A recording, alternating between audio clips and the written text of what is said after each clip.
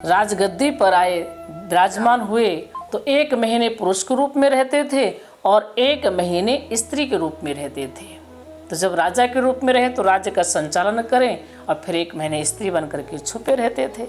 इससे जो है उन्हें भी अच्छा नहीं लगता था, प्रजा को भी अच्छा नहीं लगता था।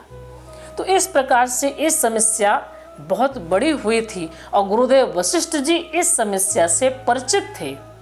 तो गुरुदेव जी आज यही सोचने लगे कि यहाँ महाराज श्री दशरथ जी कहते हैं कि मुझे पुत्र चाहिए और कहीं महारानी कौशल्या जी के मन में बात ना जाए कि मुझे पुत्री चाहिए, तब तो फिर सब काम बिगड़ जाएगा और भगवान का प्रकट होना है। मैं चाहता हूँ कि महाराज दशरथ जी को पुत्र की प्राप्ति हो। इसलिए गुरुदेव वशिष्ठ जी स्वयं जो है आहुति डालते हैं ताकि कुछ गड़बड़ ना हो, कोई समस्या न आए। इस कारण गुरुदेव वशिष्ठ जी आहुति डालते हैं।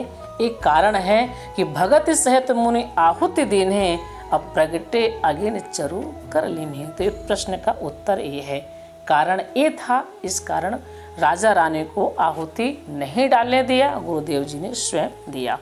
और एक प्रश्न फिर खड़ा हो जाता है कि यहाँ भक्ति के साथ ही आहुति क्यों डालते हैं, श्रद्धा के साथ क्यों नहीं डालते हैं और किसी भाव के साथ क्यों नहीं डालते हैं। तो गोस्वामी जी महाराज कहते हैं, गुरुदेव जी जानते हैं कि भगवान की प्राप्ति केवल भक्ति से ही होती है। आज जो पर ब्रह्म परमात्मा माता कौशल्या जी की गोद में है वह कैसे है, क्यों है?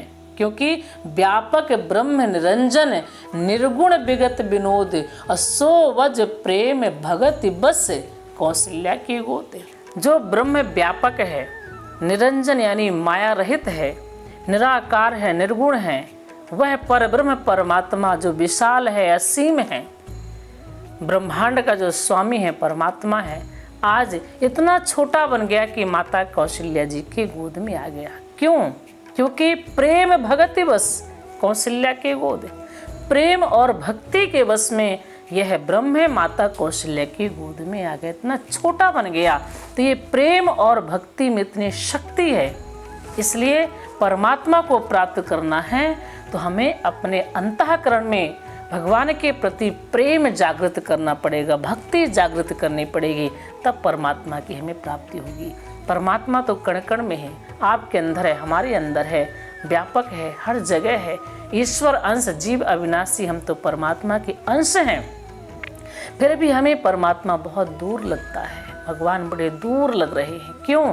क्योंकि हम भगवान को अभी अपने अंदर अनुभव नहीं कर पा रहे हैं, हमारे अंदर उनके प्रति प्रेम और भक्ति जागृत नहीं हो रही है। इसलिए प्रेम और भक्ति के साथ परमात्मा की प्राप्ति करें। तो यहाँ गुरुदेव वशिष्ठ जी जब आहुति डालते हैं तो प्रेम के साथ, भक्ति के साथ, भगति सहित मुनि आहुति दीन्हे प्रगटे अगिन चरु कर लीन्हे। क्योंकि गुरुदेव जानते हैं कि भगवान भक्ति और प्रेम से ही प्रकट होते हैं, इसलिए उन्होंने भक्ति के साथ आहुति डाली। हम आप भी भगवान के प्रति प्रेम रखें, उनके प्रति भक्ति भाव रखें, हमें भी परमात्मा की प्राप्ति होगी। जय श्री सीता।